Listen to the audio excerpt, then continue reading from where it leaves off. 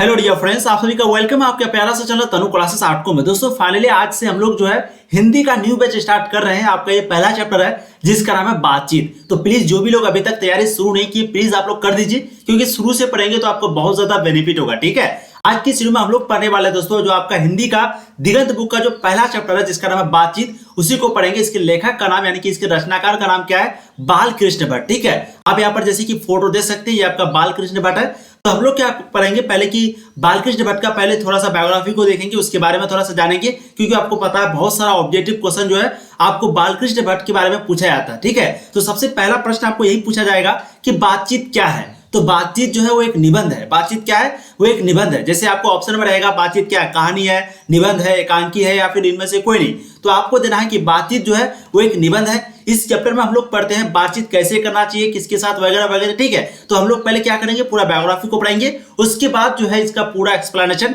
यानी कि पूरा थ्योरी को पढ़ेंगे। तो प्लीज आप लोगों से रिक्वेस्ट है वीडियो को लास्ट तक जरूर देखिएगा, और प्लीज वीडियो को ज्यादा से ज्यादा शेयर कीजिए। और जो भी स्टूडेंट, जो भी आपके दोस्त अभी तक तैयारी शुरू नहीं किया है, न्यू बैच अभी तक शुरू नहीं किया दोस्तों, तो प्लीज आप लोग जरूर शेयर कीजिएगा, उसको जल्द से जल्द तैयारी करने के लिए बोलेगा। ठीक है, तो चलिए शुरू करते हैं। देखिए चैप्टर का नाम है आपका बातचीत। बातचीत में हम लोग बातचीत के बारे में पढ़ते हैं। जैसे हम और आप एक दूसरे से बात कर रहे हैं, तो बातचीत करने का सबसे अच्छा तरीका क्या है, उस तरीके का बात हम लोग करते हैं। ठीक है, तो वही है बातचीत का सबसे पहले रचनाकार, निबंधकार, या फिर कभी कभी दे देगा लेखक कौन है, तो उसका नाम क्या है? बालकृष्ण भट्ट। बातचीत के लेखक का नाम है बालकृष्ण भट्ट। ठीक है, यह जो है एक निबंध है। अगर आपको प्रश्न पूछे बातचीत क्या है, बातचीत एक निबंध है। ठीक है, चलिए अब हम लोग लेखक का परिचय यानी कि बालकृष्ण भट्ट जी के बारे में कुछ हम लोग जानते हैं। लेखक का नाम जैसे कि आपको पता है बालकृष्ण भट्ट। आपको सबसे पहला प्रश्न यहाँ पर पूछा जाता है, हर बार पूछा जाता है कि जो बालकृष्ण भट्ट का जन्म है वो कब हुआ था, तो 30 जून 1844 को बालकृष्ण भट्ट का जन्म हुआ था। ठीक है, और वहीं पे अगर हम लोग मृत्यु की बात करें तो 20 जुलाई 1914 को। तो ध्यान रखिएगा,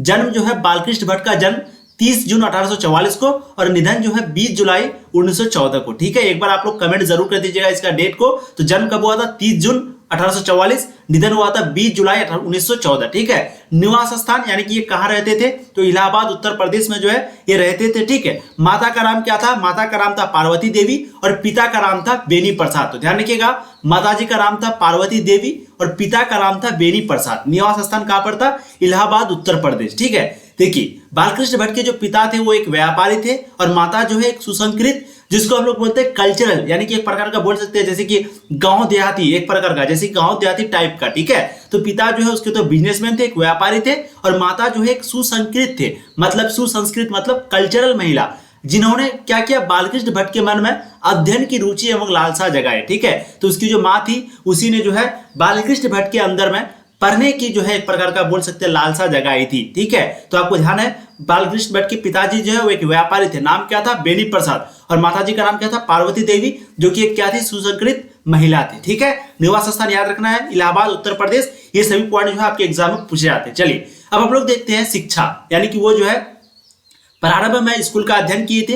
1867 में जो है प्रयाग के मिशन स्कूल से एंट्रेंस की परीक्षा दी थी। ठीक है, तो आपके जो बुक है दिगंत, उसमें जितना पॉइंट दिया हुआ आपको उतना ही पॉइंट पढ़ाएंगे, उससे ज्यादा नहीं पढ़ाएंगे, क्योंकि आपके एग्जाम में उससे ज्यादा भी नहीं पूछा जाता है। ठीक है, तो अगर आपको पूछे बालकृष्ण भट्ट की शिक्षा के बारे में, तो प्रारंभ में जो है सभी स्टूडेंट की तरह वो भी जो है स्कूल का अध्ययन किए थे, और 1867 में प्रयाग के मिशन स्कूल से एंट्रेंस की जो है वो परीक्षा भी दिए थे। ठीक है, चलिए अब वृत्ति यानी कि उसके कुछ कामकाज के बारे में देख लेते हैं। देखिए 1869 से लेकर के 1875 तक प्रयाग के मिशन स्कूल में जो है पढ़ाए थे, यानी कि अध्यापन किए थे। कब से कब तक?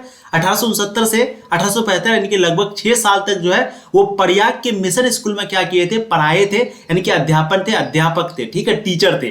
और 1885 में प्रयाग के सीएवी स्कूल में संस्कृत का अध्यापन थे। ठीक है, तो देखिए 1869 से लेकर के 75 तक जो है वो प्रयाग के मिशन स्कूल में क्या थे? अध्यापन थे, और वहीं पे 1885 में वो जो है प्रयाग के सीएवी स्कूल में संस्कृत का जो है टीचर थे। ठीक है, और 1888 में प्रयाग की कायस्थ पाठशाला इंटर कॉलेज में अध्यापक नियुक्त थे। कहां पर? कायस्थ पाठशाला इंटर कॉलेज में जो है वो अध्यापक यानी कि टीचर की जो है बहाली हुई थी, नियुक्त हुए थे। किंतु उग्र स्वभाव के कारण जो है नौकरी छोड़नी पड़ी और उसके बाद से जो है लेखन का कार्य पर ही वो निर्भर हो गया। ठीक है, तो आपको अगर प्रश्न पूछ दिया जाए कि वो जो है नौकरी एक प्रकार का कब छोड़ी थी, तो आपको बोलना 1888 में, क्योंकि 1888 में जब वो प्रयाग की काव्य पाठशाला इंटर कॉलेज में एक प्रकार का बहाली हुआ था, उसका जब ज्वाइनिंग हुआ था, तो उसके बाद जो है उग्र स्वभाव के कारण जो है उसको फिर नौकरी छोड़नी पड़ी थी और उसी के बाद से जो है वो अपने लेखक में यानी कि एक प्रकार का रचना करने में जो है एकदम निर्भर हो गए, उसी पर पूरा एकदम अपने आप का जीवन को जो है निछावर कर दिया। ठीक है, तो ये थोड़ा सा बेसिक जानकारी है, आप लोग देख लीजिए। अब एक प्रश्न आपको पूछा जाएगा इसकी रचना, इसके जो है रचना के बारे में। ठीक है, रचना के बारे में पूछा जाता है और एक बायोग्राफी में डेट वगैरह पूछा जाता है, तो मैं भी आपको बताऊंगा। उससे पहले थोड़ा जानते हैं रचनात्मक सक्रियता के बारे में। ठीक है, देखिए अगर आपको प्रश्न पूछे कि बालकृष्ण भट्ट जो है वो भारतेंदु युग के, क्योंकि मैं आपको आगे बताऊंगा, ये जो है बालकृष्ण भट्ट जो है वो भारतेंदु युग के प्रमुख साहित्यकारों में से एक थे। ठीक है, तो प्रश्न आपको पूछा जाता है बालकृष्ण भट्ट जो है किस युग के प्रमुख साहित्यकार थे, तो भारतेंदु युग के। ध्यान रखिएगा, भारतेंदु युग के जो है बालकृष्ण भट्ट क्या थे, साहित्यकारों में से एक थे। बालकृष्ण भट्ट आधुनिक हिंदी गद्य के आदि निर्माताओं और उन्नायक रचनाकारों में से एक थे। ठीक है, तो ये पॉइंट को आपको याद रखना है, ये आपका वीवीआई पॉइंट है। चलिए अब हम लोग यहाँ पर थोड़ा सा देखते हैं रचनात्मक सक्रियता के बारे में। देखिए, भारतेंदु हरिश्चंद्र की प्रेरणा से हिंदी वर्धानी सभा प्रयाग की ओर से हिंदी प्रदीप नामक मासिक पत्र निकाला। ठीक है, तो भारतेंदु हरिश्चंद्र की प्रेरणा से हिंदी वर्धनी सभा प्रयाग की ओर से हिंदी प्रदीप नामक मासिक पत्र निकालना प्रारंभ किया, यानी कि शुरू किया। इसे वे 33 वर्षों तक चलाते रहे। भट्ट जी ने 1886 में लाला श्रीनिवास दास के संयोगिता स्वयंवर की कठोर आलोचना की थी। किसकी, तो यहाँ पर अगर आपको पूछे कि भट्ट जी जो है कब और किसकी जो है वो आलोचना किए थे, तो 1886 में लाला श्रीनिवास दास के संयोगिता स्वयंवर की कठोर आलोचना की थी, यानी कि एक प्रकार का डिस्कशन किए थे। ठीक है, चलिए अब हम लोग समझते हैं उनकी प्रमुख रचनाएं के बारे में, जो कि आपका वीवीआई है, आपको पूछ देगा इनमें से कौन सी रचना बालकृष्ण भट्ट की है या फिर कौन सी नहीं है, पूछ दिया जाएगा। तो प्लीज आप लोग इसको दिमाग में जरूर रखिएगा। उनके प्रमुख रचनाएं में सबसे पहला जो उपन्यास है, उपन्यास में वो जो है कौन कौन सी चीजों को लिखा है, सबसे पहला आपका रहस्य कथा, नूतन ब्रह्मचारी, 100,001 सुजान, गुप्त वैरी, रसातल यात्रा, उचित दक्षिणा, हमारी घड़ी, सद्भाव का अभाव। ठीक है, हो सके तो आप लोग यहाँ पर स्क्रीनशॉट ले लीजिएगा और एक दो बार दिमाग में मतलब कि उसको रिवीजन कीजिएगा, देखिएगा ना, आपको 100% याद हो जाएगा। ठीक है, तो देखिए बालकृष्ण भट्ट का जो है उपन्यास में सबसे पहला क्या है, रहस्य कथा, दूसरा है नूतन ब्रह्मचारी, तीसरा है 100,001 सुजान, चौथा है गुप्त वैरी, पांचवा है आपका रसातल यात्रा, छठा है उचित दक्षिणा और सातवां है आपका हमारी घड़ी और आठवां है आपका सद्भाव का अभाव। ठीक है, वहीं पे अगर उनके प्रमुख नाटक के बारे में बात करें तो सबसे पहला जो नाटक है वो है आपका पद्मावती, दूसरा है आपका किरातार्जुनीय वेणीस, दूसरा है किरातार्जुनीय, तीसरा है आपका वेणी संहार, चौथा है शिशुपाल वध, पांचवा है नल दमयंती एवं या फिर दमयंती स्वयंवर। ध्यान रखिएगा, नल दमयंती भी बोल सकते हैं या फिर दमयंती स्वयंवर। ठीक है, उसके बाद अगला है आपका शिक्षादान और अगला है चंद्रसेन, सीता वनवास, पति पंचम, मेघनाद वध, कट्टर सूम की एक नकल, विरहन्नला, इंग्लैंडेश्वरी। ठीक है, और भारत जननी, भारतवर्ष और कली, दो दूरदेशी, एक रोकी और एक वैध, रेल का विकट खेल, बाल विवाह आदि। ठीक है, आपको यहाँ पर रटना नहीं है, बस थोड़ा सा दिमाग में बैठा देना है कि देखिए ये सभी जो है बालकृष्ण भट्ट के द्वारा रचा गया। ठीक है, तो ये जो है उनके प्रमुख नाटक थे और ये उसका उपन्यास। अब हम लोग देखते हैं प्रहसन के बारे में। देखिए, जैसा काम वैसा परिणाम, नई रोशनी का विष,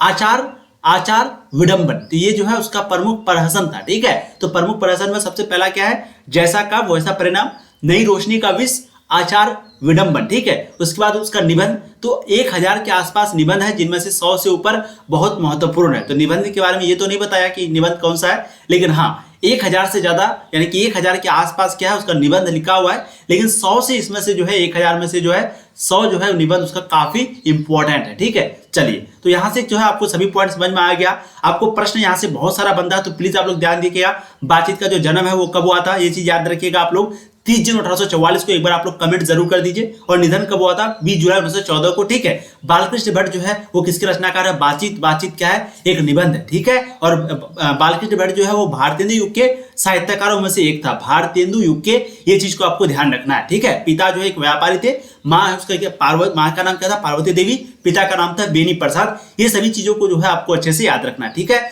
चलिए अब हम लोग आपको जो है एक्सप्लेनेशन को पढ़ाएंगे, क्योंकि एक्सप्लेनेशन जो है आपके एग्जाम में बहुत ज्यादा पूछा जाता है, यानी कि हम लोग पूरा थ्योरी को पढ़ेंगे, बातचीत दरअसल है क्या इस चैप्टर में देखेंगे। जो भी लोग अभी तक वीडियो को लाइक नहीं की, प्लीज वीडियो को आप लोग लाइक कर दीजिए, क्योंकि आपको पता है एक वीडियो बनाने में काफी मेहनत लगती है। और हाँ, प्लीज अपने आपके जितने भी दोस्त हैं उसको बता दीजिएगा, तैयारी जो है शुरू हो चुका है, न्यू बैच आपका स्टार्ट हो चुका है, इसलिए आप लोग जल्द से जल्द जुड़ जाएं, जल्द से जल्द आप लोग शेयर कर दें, क्या करेंगे शेयर कर देंगे, ठीक है। चलिए तो अब हम लोग जो है इसका पूरा थ्योरी को पढ़ेंगे, यानी कि एक प्रकार का पूरा एक्सप्लेनेशन को करेंगे, इसके बाद इसका जो इंपॉर्टेंट ऑब्जेक्टिव क्वेश्चन और सब्जेक्टिव क्वेश्चन बनता है उसको भी देखेंगे, ठीक है। तो वो शायद हम लोग नेक्स्ट वीडियो में देखेंगे। इस वीडियो में क्या करेंगे, हम लोग बातचीत चैप्टर को पूरा पढ़ेंगे, बहुत ही मजे के साथ पढ़ेंगे, बस आप मेरी बातों को सिर्फ ध्यान से सुनिए और पूरा स्क्रीन पे आप लोग ध्यान देकर के फोकस देकर के रखिए, ठीक है। तो चलिए बातचीत के बारे में ये तो आपको जानकारी मिल गया कि बातचीत के लेखक का नाम क्या है, बालकृष्ण भट्ट। बातचीत क्या है, एक निबंध है। ये प्रश्न आपको पूछा जाएगा, बातचीत क्या है, आपको ऑप्शन में दे देगा निबंध, कहानी या फिर आपको एकांकी कुछ भी दे देगा, तो आपको क्या लगाना, निबंध लगाना, ठीक है। वैसे जो आपका अगला चैप्टर उसने कहा था वो क्या, तो वो एक कहानी है, तो ये चीज को आपको ध्यान रखना, ठीक है। चलिए देखिए, इसे तो सभी स्वीकार करेंगे कि अनेक प्रकार की शक्तियां जो वरदान की भांति ईश्वर ने मनुष्य को दी है, उनमें एक वाक शक्ति भी एक है। अब वाक शक्ति क्या होता है ये आपको अभी समझ में आ जाएगा आगे, ठीक है। तो ये सभी लोग स्वीकार करेंगे, एक्सेप्ट तो जरूर करेगा कि जो हम लोगों को अधिक वरदान दिया है, तो उसमें से एक बहुत ही इंपॉर्टेंट, बहुत ही अच्छा वरदान क्या है, वाक शक्ति, ठीक है। यदि मनुष्य की और इंद्रिया अपने अपने शक्तियों में अविकल रहती है और वाक शक्ति मनुष्य में ना होती, तो हम नहीं जानते कि इस गूंगी सृष्टि का क्या हाल होता।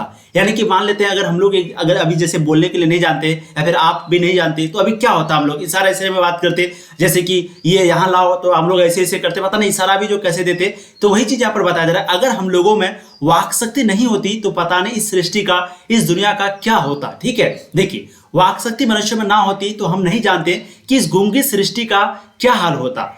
सब लोग लुंज पुंज से हो मानो कोने कोने में बैठा दिए गए होते। और यहाँ पर ये बताया जा रहा है, यानी कि कवि बालकृष्ण भट्ट ये कहना चाहते हैं कि अगर मान लेते हैं बोली नहीं होता, जैसे कि हम लोग यहाँ पर पढ़ रहे हैं आज अनेक प्रकार शक्तियां, यानी कि ये बोली, यानी कि हम लोगों के अंदर वाक शक्ति का मतलब बेसिकली क्या हो गया कि हम लोगों के अंदर जो बोलने का जो टैलेंट है, जो हम लोग बोलते हैं उसी को वाक शक्ति के अंतर्गत रखते हैं। आगे अभी बहुत बड़ा डेफिनेशन है वाक शक्ति का, लेकिन आपको बेसिकली इतना ही समझना, ठीक है। तो वही चीज यहाँ पर कवि जो है बालकृष्ण भट्ट कहना चाहते हैं कि अगर हम लोगों के अंदर वाक शक्ति ना होती तो पता नहीं इस सृष्टि का, इस दुनिया का क्या होता। हम लोग एक कोने में पड़े हुए रहते, एक दूसरे से कोई बातचीत नहीं करते, और जैसे कि अगर मान लेते हैं आप किसी से गुस्सा कर जाते हैं, तो गुस्सा का पहला दिन तो ठीक रहता है, दूसरा दिन ठीक रहता है, लेकिन 3 दिन 4 दिन बाद आप ही को बेकार लगने लगता है कि पता नहीं क्यों हम बेकार में झगड़ा किए, हमको बातचीत करना चाहिए था। या फिर आप कोई दोस्त से अगर नाराज हो गए तो आपको कहीं ना कहीं उस चीज का हेजिटेशन होता है। तो आप मानो कि इस दुनिया में अगर कोई बातचीत नहीं करता तो दुनिया कैसा होता, थोड़ा सा आप आंख बंद करके सोच के देखिए, ठीक है। तो वही चीज जो है यहाँ पर कवि बालकृष्ण भट्ट जो है कहना चाहते हैं, ठीक है।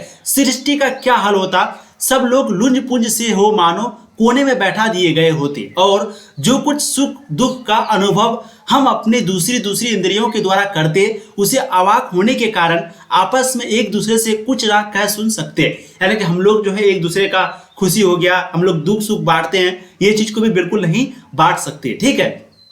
इन वाक शक्ति के अनेक फायदे में एक आपका है स्पीच, मतलब भाषण, वक्तृता और बातचीत दोनों है। एक आपका वाक शक्ति में एक सबसे ज्यादा जो फायदा वो क्या है, स्पीच है, हम लोग आगे समझते हैं। किंतु स्पीच से बातचीत का ढंग ही निराला है। बातचीत में वक्ता को नाज नखरा जाहिर करने का मौका नहीं दिया जाता है कि वह बड़े अंदाज से गिन गिन कर पांव रखता हुआ लूल पीठ पर जा खड़ा हो और पुण्यवहन या फिर नांदी पाठ की भांति घड़ियों तक साहबान, मजलिस, चेयरमैन, लेडीज एंड जेंटलमैन की बहुत सी स्तुति करवाए और तब किसी तरह वक्तृता का आरंभ करे। जहां कोई मर्म या नोक की चुटीली बात वक्ता महाशय के मुख से निकली कि ताली ध्वनि से कमरा गूंज उठा, इसलिए वक्ता को खामखा ढूंढकर कोई ऐसा मौका अपनी वक्तृता में लाना ही पड़ता है जिसे हम लोग करतल ध्वनि अवश्य हो। यानी कि यहाँ पर कवि बालकृष्ण भट्ट जो है ये कहना चाहते हैं, जैसे कि आप लोगों ने सुना स्पीच के बारे में, तो स्पीच का मतलब होता है भाषण। अब भाषण क्या होता है और बातचीत क्या होता है, ये दोनों चीज में हम लोगों को जो है डिफरेंस को समझना पड़ेगा। जैसे अगर आप स्टेज में चढ़ गए तो आपको अपन स्पीच देना पड़ेगा, वहां बातचीत नहीं कर सकते हैं। आप मान लेते हैं आप स्टेज पे चढ़े, अब जो आपके सामने ऑडियंस बैठा हुआ, जो लोग बैठा हुआ, तो उसके सामने क्या आप बोलेंगे, हाँ भाई अपना नाम बताओ, हाँ भाई ये बोलो, दिस दैट, तो बातचीत वहां नहीं होगा। वहां क्या होगा, स्पीच होगा। वहां पर आपको जो है लेडीज जेंटलमैन, साहबान, मजलिस, चेयरमैन, लेडीज जेंटलमैन, इस तरीके से आपको बोलना पड़ेगा। एक प्रकार का आपको बोलते जाना पड़ेगा, बाकी लोग जो है आपके बातों को सुनेंगे, तो वो हो गया स्पीच। लेकिन वहां पर रियल वाला बात नहीं हुआ, वहीं पे अगर हम दोनों, हम और मान लेते हैं आप, एक दूसरे के पास बैठे हुए हैं तो हम आपसे बातचीत करेंगे, भाई और सुनाओ अब क्या कर रहे हो, तो आप भी बोलेंगे हाँ आप बताओ भाई बहुत सब बढ़िया चल रहा है आप बताओ, तो ये हुआ बातचीत। ठीक है, तो वैसे कवि जो है बालकृष्ण भट्ट ये भी आपको एक पॉइंट बोलता है कि सबसे अच्छा जो बातचीत होता है वो दो आदमी के बीच होता है, दो आदमी के बीच सबसे अच्छा बातचीत होता है। तो वही चीज यहाँ पर कहा जा रहा है कि यहाँ पर एक प्रकार का आप लोग समझ सकते हैं कि स्पीच जो होता है उसका डेफिनेशन यही होता है। स्पीच का डेफिनेशन क्या होता है कि वहां पर जो है अच्छी बातचीत नहीं होती, वहां पर क्या होता है चुटकुली बात वक्ता महाशय के मुख से निकली होती है, यानी कि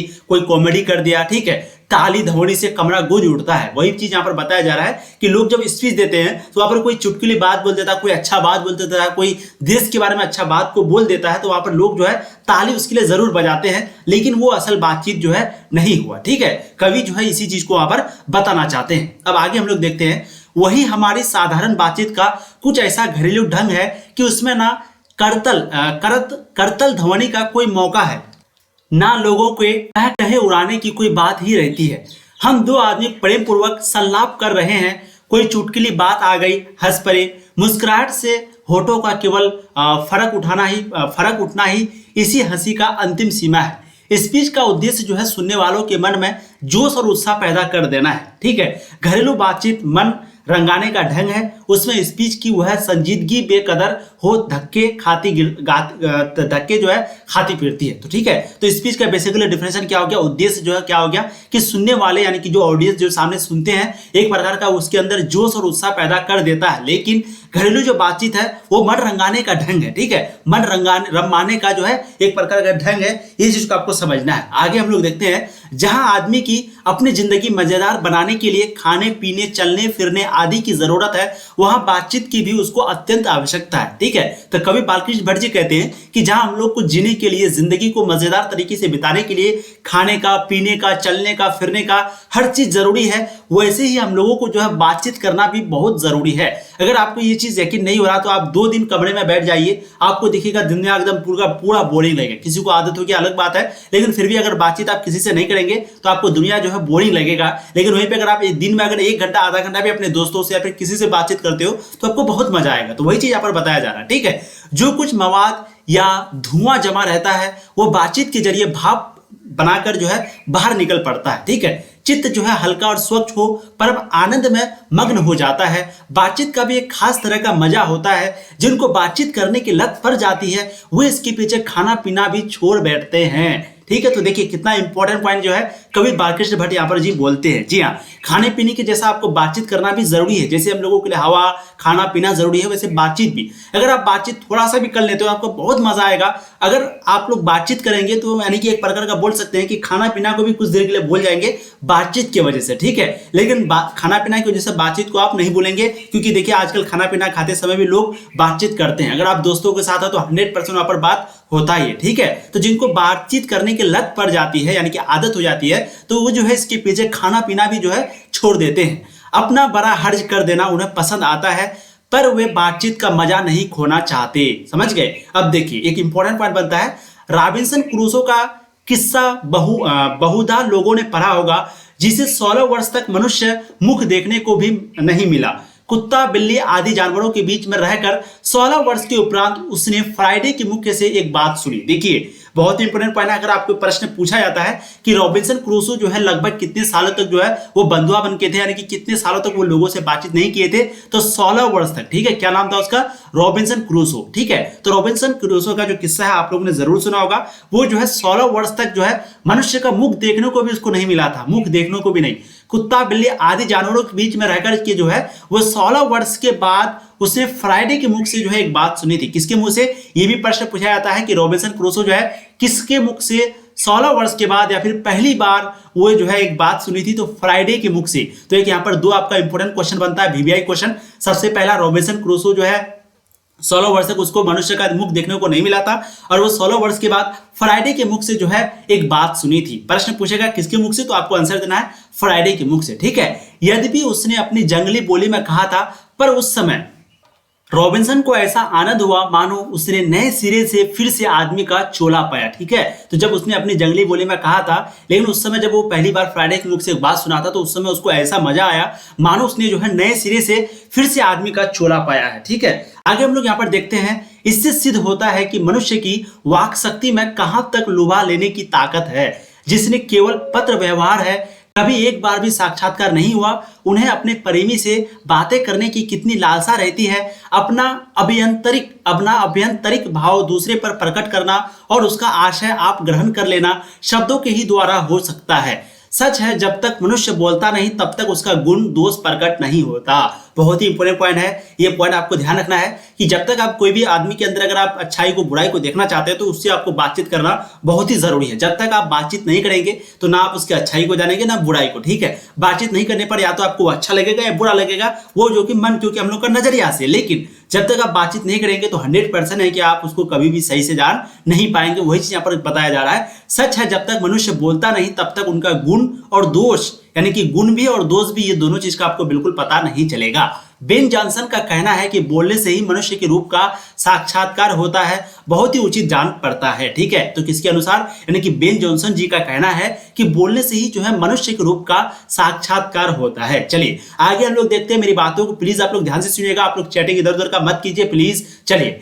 इस बातचीत की सीमा जो है 2 से लेकर वहां तक रखी जा सकती है जहां तक उनकी जमात, यानी कि एक प्रकार का बोल सकते हैं मीटिंग। जमात मतलब मीटिंग, ठीक है, जमात यानी कि मीटिंग या फिर सभा, एक प्रकार का सभा भी बोल सकते हैं, तो ना समझ ली जाए। यानी कि इस बातचीत की सीमा 2 से लेकर वहां तक रखी जा सकती है जहां तक उनकी जो जमात है, जो मीटिंग है, जिसको हम लोग सभा बोलते हैं, ना समझ ली जाए। एडिसन का मत है कि जो असल बातचीत है वो सिर्फ 2 व्यक्तियों में होती है। तो एक इंपॉर्टेंट क्वेश्चन यहाँ पर भी बनता है, आपको प्रश्न पूछा जाएगा कि जो असल जो बातचीत है वो कितने व्यक्तियों के बीच होता है। मैंने आपको वीडियो के शुरू में कहा कि असल बातचीत जो है वो सिर्फ 2 व्यक्तियों के बीच होता है, 2 आदमियों के बीच। ये किसका कहना है? ये एडिसन का कहना है। ठीक है, और वहीं पे अगर 3 व्यक्ति आ जाएगा तो फिर वहां पर क्या होगा, किसी तीसरे के बारे में होगा या फिर किसी का मजाक बनेगा। लेकिन जो असल बातचीत है वो सिर्फ 2 व्यक्तियों के बीच ही होता है। एडिसन के अनुसार ये चीज आपको ध्यान रखना है, क्वेश्चन में आपको पूछा जाता है। देखिए, तो असल बातचीत जो है वो सिर्फ 2 व्यक्तियों के बीच होता है, जिसका तात्पर्य यह हुआ कि जब 2 आदमी होते हैं तभी अपना दिल जो है एक दूसरे के सामने खोलते हैं। जब 3 हुए तब वह 2 की बात कोसों दूर गई। ठीक है, जब 3 हुए तो वो 2 की बात, यानी कि जो दिल की बात वो कर रहे थे, वो कहीं ना कहीं खत्म हो जाता है। इसका एग्जाम्पल आप समझ सकते हैं, एक बॉयफ्रेंड और एक गर्लफ्रेंड को लेकर के। जब बॉयफ्रेंड गर्लफ्रेंड यानी कि सखा सखी जब बात करता है तो कितना एकदम पर्सनल चला जाता है, लेकिन वहीं पर अगर कोई तीसरा आदमी एंट्री कर दे तो फिर सब कुछ खत्म। ठीक है, तो वही चीज यहाँ पर एडिसन जी जो है कहते हैं। ठीक है, चलिए, कहा भी है कि 6 कानों में पड़ी बात खुल जाती है। देखिए, कहावत भी है, ये पे कहावत होगा, यहाँ पर कहावत भी है कि 6 कानों में पड़ी बात खुल जाती है। दूसरे यह कि तीसरे आदमी के आ जाते ही या तो वे दोनों अपने बातचीत से निरस्त हो बैठेंगे या उसे निपट मूर्ख अज्ञानी बनाने लगेंगे। ठीक है, तो ये भी कहा जाता है कि कोई बात अगर 6 कानों में पड़ जाती है, 6 कान का मतलब यानी कि 3 व्यक्ति 6 कान हुआ ना, 2-2 करके कान, तो पड़ जाती है तो वो बात जो है दूसरे तक नहीं रहती है, वो तीसरे चौथे पांचवें पूरा बात जो है फैल जाती है। ये कहावत है, ऐसा कहा जाता है। चलिए अब हम लोग आगे समझते हैं। जैसे गर्म दूध और ठंडे पानी के 2 बर्तन पास पास साट के रखे जाए तो एक का असर दूसरे में पहुंच जाता है। जैसे गर्म दूध और ठंडे पानी के 2 बर्तन को पास पास में साट के रखे जाए तो जो है एक का असर दूसरे में पहुंच जाता है। अब आप पूछेंगे कैसे? तो देखिए, ठंडा पानी को जब आप गर्म में मिलाएंगे तो जो ठंडा पानी है वो थोड़ा सा गर्म हो जाएगा, तो इसका मतलब क्या होगा, गर्म का जो गुण है वो ठंडा में आ गया। ठीक है, और वहीं पे जब ठंडा पानी को आप गर्म में मिलाए तो गर्म पानी का गुण जो है ठंडा में आ गया, लेकिन ठंडा पानी का भी गुण गर्म में गया। बोलेंगे कैसे? देखिए, पहले जितना दूध ज्यादा गर्म था तो कहीं ना कहीं थोड़ा सा गर्म जो है कम हुआ, तो इसका मतलब क्या हो गया कि थोड़ा थोड़ा ठंडा का भी गुण गया। ठीक है, तो वही चीज कहा जा रहा है। जैसे गर्म दूध और ठंडे पानी के 2 बर्तन पास पास आप रख देंगे तो एक दूसरे का जो असर है एक दूसरे पर पड़ेगा, अर्थात दूध ठंडा हो जाता है और पानी जो है गर्म हो जाता है। ठीक है, वैसे ही 2 आदमी पास बैठे हो तो एक का गुप्त असर दूसरे पर पहुंच जाता है, चाहे एक दूसरे को देखे भी नहीं। तब बोलने को कौन कहे, एक के शरीर की विद्युत दूसरे में प्रवेश करने लगती है। जब पास बैठने का इतना असर होता है तब बातचीत में कितना अधिक असर होगा, इसे कौन ना स्वीकार करेगा। समझ गए? यानी कि जब आप कोई भी व्यक्ति के पास बैठेंगे तो कहीं ना कहीं आपको उसके अंदर का जो गुण है वो आपके अंदर जाने लगेगा। आप एग्जाम्पल के तौर पर हम लोग समझते हैं, जैसे आप मान लेते चाय पीने बैठे, आप अपने दोस्त के साथ आए। ठीक है, तो आपका जो दोस्त है वो किसी और एक आदमी को लेके आ गया, ठीक है, जो कि आपका दोस्त नहीं है, यानी कि आप लोग टोटल 3 व्यक्ति आ गए। तो वहां पर देखिएगा जो तीसरा व्यक्ति होगा जिसको आप नहीं जानते हैं, तब पर भी आपको लगेगा कि ये जो आदमी है ऐसा है, इसका कैरेक्टर ऐसा है, आपको ऐसा लगेगा। कैसे? वो एक दूसरे से बातचीत कर रहा नहीं भी कर रहा तो भी आपको थोड़ा बहुत बुरा लगेगा। तो वही कवि का कहना है, बाल्किश भट्ट जी का कहना है कि बताओ अगर वो एक दूसरे के पास बैठा है तो इतना असर होता है, बताओ जब बातचीत करेगा तो बताओ कितना अधिक असर होगा। ठीक है, इसे कौन ना स्वीकार करेगा। ठीक है, देखिए अरस्तु अब इस बात को 3 आदमियों के साथ देखना चाहिए। अब जो है अरस्तु इस बात को 3 आदमियों के साथ देखना चाहिए। मानो एक त्रिकोण सा बन जाता है, तीनों चित्त मानो तीनों कोणों हैं और तीनों की हम लोग यहाँ पर देखते हैं, तीनों की मनोवृत्ति के प्रसरण की धारा मानो उस त्रिकोण की 3 रेखाएं हैं। गुपचुप असर तो उन तीनों में परस्पर होता ही है। जो बातचीत 3 में की गई वह मानो अंगूठी में नस सी जड़ जाती है। उपरांत जब 4 आदमी हुए तब बेतकल्लुफी को बिल्कुल स्थान नहीं रहता। खुले की बात ना होगी, जो कुछ बातचीत की जाएगी वह जो है फॉर्मेलिटी, गौरव और संजीदगी के लक्ष्य से सुनी हुई होगी। 4 से अधिक की बातचीत तो केवल रमोवल कहलाएगी, उसे हम सल्लाप नहीं कह सकते। इस बातचीत के अनेक भेद है। 2 बुड्ढों की बातचीत प्रायः जमाने की शिकायत पर हुआ करती है।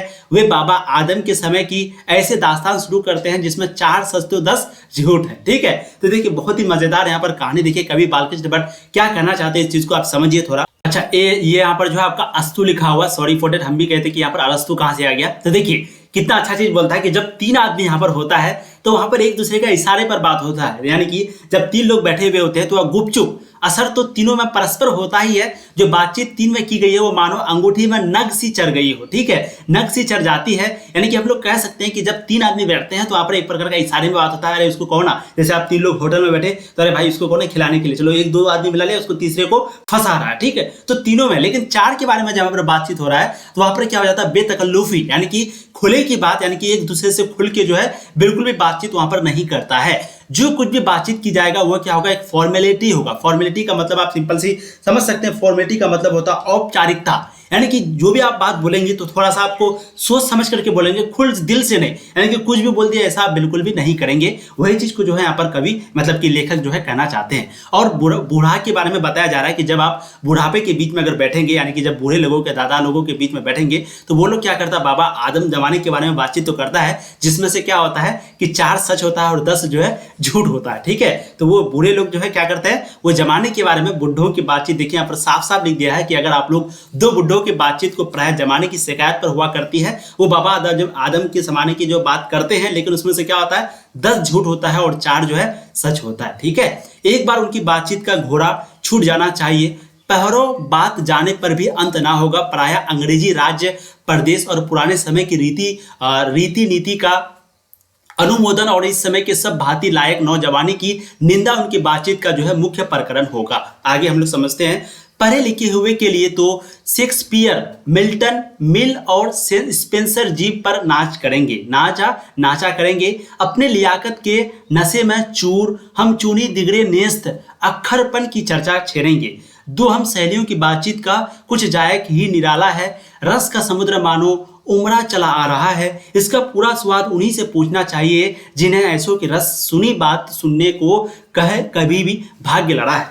आगे यहाँ पर आप लोग देखिए, 2 बुढ़ियों की बातचीत का मुख्य प्रकरण बहू बेटी वाली हुई तो अपने बहुओं या बेटियों का गिला शिकवा होगा, या वे बिरादने का कोई ऐसा रमण सरा छेड़ बैठेंगे कि बात करते करते अंत में खोड़े का जो दांत निकाल लड़ने लगेगी। यानी कि अगर आप 2 बुढ़ियों की बातचीत को देखेंगे तो वो ज्यादातर बहू और बेटी वाली होती है। क्या होती है, बेटी। तो यहाँ पर वही कह रहा है कवि कि अगर वो बात बहू बेटी वाली हुई तो दोनों के बीच जो है शिकवा होगा, या फिर वो दोनों बिरादराने का कोई ऐसा रमण सरा छेड़ बैठेंगी कि बात करते करते अंत में जो है खोड़े दांत निकाल मतलब कि लड़ने लगेंगी। लड़कों की बातचीत खिलाड़ी हुए तो अपने अपने तारीफ करने के बाद वह कोई सलाह गांठेंगे जिससे उनको अपनी शैतानी जाहिर करने का पूरा मौका मिले। ठीक है, तो बूढ़े की बातचीत आपको समझ में आ गया। जब बूढ़े आपस में बातचीत करते हैं तो बाबा आदम की जमाने की बात करते हैं, जहां पर क्या होता है 10 मतलब कि 10 में से 6 झूठ होता है और 4 सच होता है। ठीक है, वही भी बुढ़ियों की अगर बात यहाँ की जाए तो क्या होता है, बहू बेटी वाली होती है। और बहू बेटी वाले अगर एक प्रकार का बोल सकते हैं तो अगर रमर सराक्षर बैठेगा तो वहां पर क्या होगा, एक प्रकार का रहने लगेगी, यानी कि दोनों के बीच मतभेद हो जाएगा। ठीक है, अब वहीं पे अगर जवान आदमी की बात किया जाए, ठीक है, लड़कों की अगर बात की जाए, अगर वो खिलाड़ी हुए तो यहाँ पर कवि का क्या कहना है, लेखक का कहना है, अगर वो खिलाड़ी हुए तो वो अपने अपने तारीफ करने के बाद वे कोई सलाह गांठेंगे जिससे उनको अपनी शैतानी जाहिर करने का पूरा मौका मिले। ठीक है, अब यहाँ पर लेखक का आगे कहना है बालकृष्ण भट्ट का, स्कूल के लड़कों की बातचीत का उद्देश्य जो है अपने उस्ताद की शिकायत या तारीफ या सहपाठियों में किसी के गुण अवगुण का कथोपकथन होता है। यानी कि जो स्कूल में पढ़ते हैं तो वो क्या करता है कि अपने जो उसके सहपाठी, जो उसके साथी होते हैं, या तो उसका बुराई या उसका तारीफ करता है। अगर वो तेज हुआ, अगर वो लड़का तेज हुआ तो जो उसके कमजोर है उसका तारीफ करता है। अगर वो बुद्धू हुआ तो जो उससे तेज है उसका क्या करता है, बुराई करता है। या फिर अपना उस्ताद, और ये टीचर अच्छा नहीं है इसलिए मुझे सब्जेक्ट में कम नंबर आता है, वो टीचर अच्छा है, तो इस तरीके से जो है बातचीत करने लगता है। अगर यहाँ पर लड़कों की बात की जाए जो कि स्कूल में पढ़ते हैं। ठीक है, पढ़ने में कोई लड़का तेज हुआ तो कभी अपने सामने दूसरे को कुछ ना गिनेगा, समझ रहे हैं। अगर पढ़ने में कोई लड़का अगर तेज हुआ तो वो लड़का दूसरे को क्या करेगा, अपने सामने में कुछ नहीं गिनेगा, हम ही सब कुछ है। ठीक है, और वहीं पे अगर सुस्त और बोधा हुआ तो बोधा मतलब एक प्रकार का भद्दा, यानी कि एक प्रकार का कम थोड़ा सा याद वगैरह जिसको नहीं होता है। तो अगर सुस्त हुआ, लेजीनेस हुआ और बोधा हुआ तो दबी बिल्ली का सा स्कूल भर को अपना गुरु ही मानेगा। ठीक है, यानी कि वो अपना स्कूल भर को क्या मानेगा, गुरु ही मानेगा। इसके अलावा बातचीत की और भी बहुत सी किस्में हैं, राजकाज की बात, व्यापार संबंधी बातचीत, दो मित्रों में पर मिलाप इत्यादि। ठीक है, तो राजकाज की बात हो गया, व्यापार संबंधी बिजनेस वगैरह बात हो गया, दो दोस्त हो गया उनके बीच का प्रेम आलाप, यानी कि जो प्यार भरी बात होती है वो हो गया। तो इन प्रकार का बहुत सारा बातचीत का भी किस्में है, प्रकार है। हमारे देश में अशिक्षित लोगों में बतख ही होती है। लड़की लड़के वालों की ओर से एक एक आदमी बिचवई होकर दोनों में विवाह संबंध की कुछ बातचीत करते हैं। यानी कि लड़की लड़के वालों की ओर से एक एक आदमी जो है बिचवई होकर दोनों में विवाह संबंध की कुछ बातचीत करते हैं। उस दिन से बिरादरी वाले को जाहिर कर दिया जाता है कि अमुक की लड़की का अमुक के लड़के के साथ विवाह पक्का हो गया, और यह रस्म बड़े उत्सव के साथ की जाती है। चंडू खाने की बातचीत भी निराली होती है। निदान बात करने के अनेक प्रकार और ढंग है। ठीक है, अब आगे हम लोग देखते हैं, यहाँ पर यूरोप के बारे में बात किया जा रहा है। यूरोप के लोगों में बातचीत जो करने का हुनर है वो बिल्कुल ही अलग है। ठीक है, बिल्कुल ही अलग। हम लोग यहाँ पर समझते हैं, यह यूरोप लिखा हुआ, यूरोप यानी कि जो पश्चिमी कंट्री है, वेस्टर्न कंट्री, तो यूरोप के लोगों में बातचीत करने का जो हुनर है वो अलग है। आर्ट्स ऑफ कन्वर्सेशन यहाँ तक बढ़ा है कि स्पीच और लेख दोनों इसे नहीं पाते, समझ रहे हैं। इसके पूर्ण शोभा काव्य कला प्रवीण विधन मंडली में है। एक प्रश्न यहाँ पर आपका बनता है कि जो आर्ट ऑफ कन्वर्सेशन है वो कहाँ के लोगों में पाया जाता है। वीवीआई क्वेश्चन आपका बनता है, आर्ट्स ऑफ कन्वर्सेशन कहाँ के लोगों में पाया जाता है, तो ये जो है यूरोप के लोगों में पाया जाता है। ये चीज को आपको ध्यान रखना। ठीक है, चलिए, ऐसे चतुराई के प्रसंग छिड़े जाते हैं कि जिन्हें सुन कान को अत्यंत सुख मिलता है। सिरहद गोष्ठी इसका नाम है। सिरहद गोष्ठी की बातचीत की यह तारीफ है कि बात करने वालों की लियाकत अथवा पंडिताई का अभिमान या कपट कहीं एक बात में भी प्रकट ना हो। वर्ण क्रम में रसाभास पैदा करने वाले शब्दों को बरतते हुए चतुर रसायनों अपनी बातचीत को सरस रखते हैं। वह रस हमारे आधुनिक शुष्क पंडित की बातचीत में, जिसे शास्त्रार्थ कहते हैं, कभी आवेग ही नहीं। ठीक है, हम लोग समझते हैं फिर बाद में समझेंगे, पहले पढ़ते हैं। मुर्ग और बटेर की लड़कियों की झपटा झपट के समान उनकी निरस गाँव में सरस संलाप की चर्चा ही चलाना व्यर्थ है। वर्ण कपट और एक दूसरे को अपने पांडित्य के प्रकाश से बाद में परास्त करने का संघर्ष आदि रसाभास की सामग्री वहां बहुतायात के साथ आपको मिलेगी। घंटे भर तक काँव काँव करते रहेंगे तो कुछ ना होगा। बड़ी बड़ी कंपनियां, यहाँ पर देखते हैं, बड़ी बड़ी कंपनी और कारखाने आदि बड़े से बड़े काम इसी तरह के पहले 2-4 दिल्ली दोस्तों के बीच दिल्ली दोस्तों के बातचीत से शुरू किए गए। उपरांत बढ़ते बढ़ते यहाँ तक बढ़े कि हजारों मनुष्यों की उसने जीविका चलाने लगी और साल में लाखों की आमदनी होने लगी।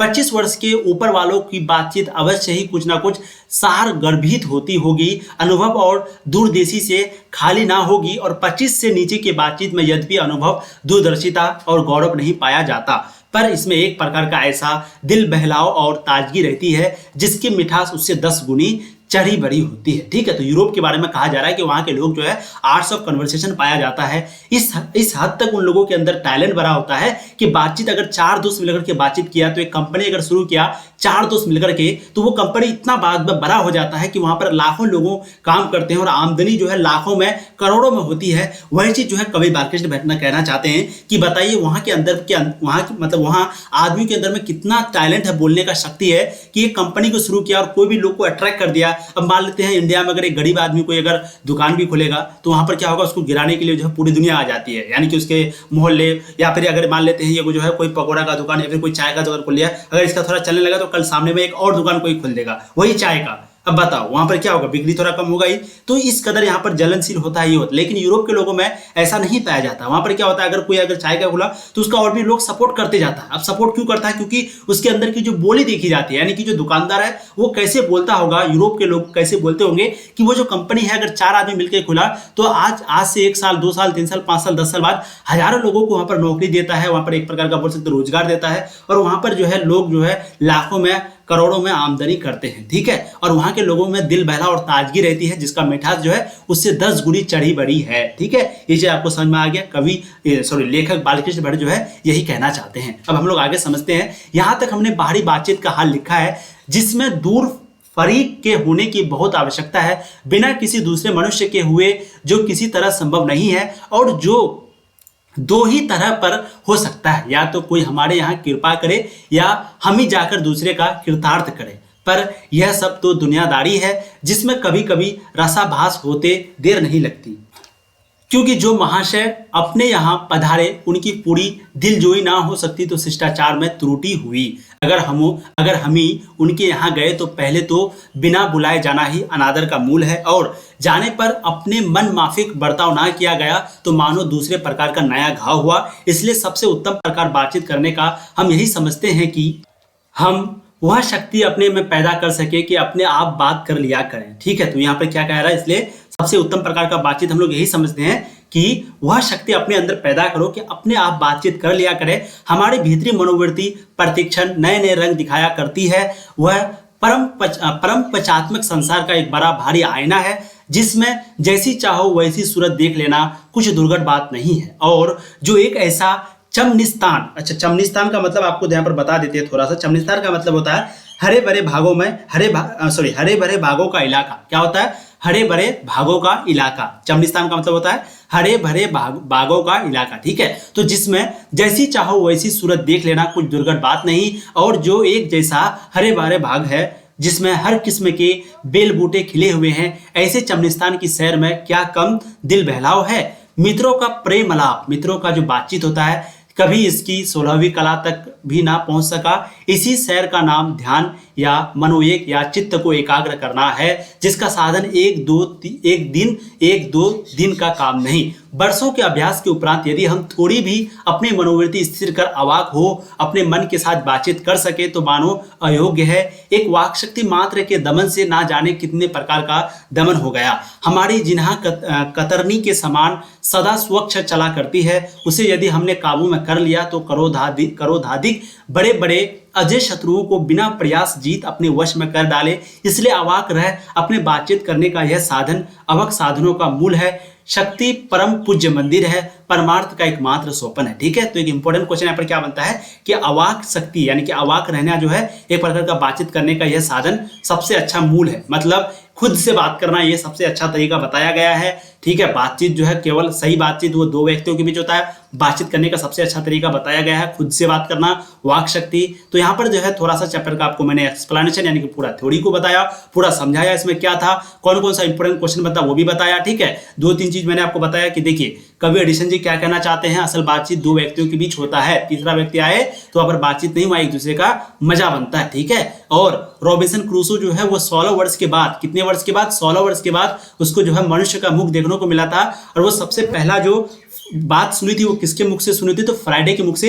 एक क्वेश्चन जो है आपका यहाँ पर भी बनता है। ठीक है, तो चलिए हम लोगों ने जो है इस चैप्टर का पूरा आपको बायोग्राफी को यानी कि पूरा एकदम थ्योरी को पढ़ाया, बायोग्राफी पढ़ाया, पूरा एक्सप्लेनेशन कराया। अब इसके बाद हम लोग जो है इसका VVI ऑब्जेक्टिव क्वेश्चन को करेंगे यानी कि MCQ को करेंगे, जो कि इस चैप्टर से पूछे जाते हैं आपके एग्जाम में। इसके बाद फिर हम लोग जो है इसका सब्जेक्टिव क्वेश्चन को करेंगे। ठीक है, तो जो भी लोग अभी तक चैनल को सब्सक्राइब नहीं किए हैं, प्लीज आप लोगों से रिक्वेस्ट है चैनल को आप लोग सब्सक्राइब कर दीजिए। ऐसे ही आपको यहाँ पर तैयारी कराई जाती है। न्यू बैच जो है आपका स्टार्ट हो चुका है, तो प्लीज आप लोग कम से कम 5 से 10 दोस्तों को शेयर कीजिए, उसको बताइए कि यहाँ पर तैयारी शुरू हो चुकी है। जल्द से जल्द ज्वाइन करें और जल्द से जल्द अपनी जो तैयारी है वो शुरू करें। ठीक है, थैंक यू सो मच। ऐसे ही पढ़ाई करते रहिए। All the very best. Please जो पॉइंट आपको इंपॉर्टेंट लगे नोट कीजिएगा, जो मैं बोलता हूं उसको भी नोट कीजिएगा। जो आपको बोलते हैं कि ऑब्जेक्टिव है, ये ऑब्जेक्टिव हमारे से बनता है, तो उसको जरूर नोट कीजिएगा। ठीक है, थैंक यू सो मच।